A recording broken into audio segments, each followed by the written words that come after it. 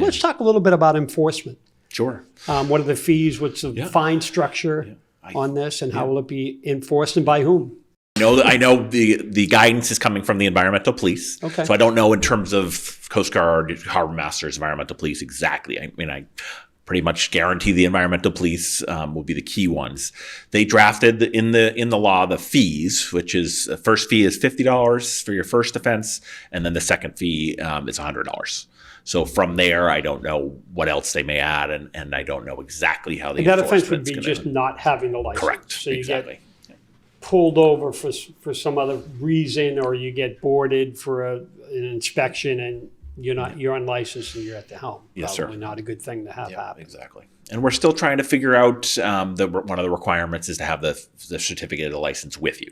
Now, does that mean physically with you? Does that mean a picture? I'm sure. So we're hoping that was one of our Right. asks, just to have that virtual, because some people don't bring their licenses, don't bring their wallets when they're out boating. So that was one of our requests that we hope will be granted as well. So we're one of the last states, or the last state? We are one of the last states, within probably about 5 out of in the Why do you country, and the think last that one is? in New England.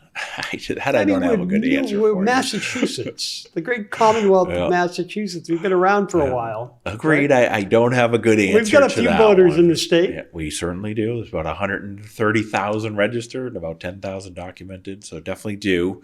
I guess my focus is moving forward. It's in place now, and trying to figure out ways to get the word out there and lead to lives saved on the waterways for sure. So how does the Massachusetts Marine Trades Association become the spearhead of this initiative? How did that happen? I mean, we worked in collaboration with a lot of different groups, and like I mentioned already, the state officials were fantastic to work with, just pushing and continuing to focus on that. But at the end of the day, we're focused on the recreational boating industry. We're focused on supporting our businesses.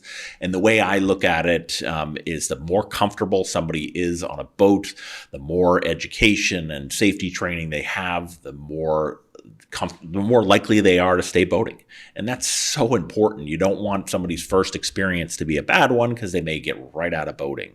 So that's kind of how I look at it for the association standpoint, and supporting our businesses is we want people to be comfortable on the water, and we want them to continue boating, continue to buy boats, continue to stay with this incredible hobby and activity for their life.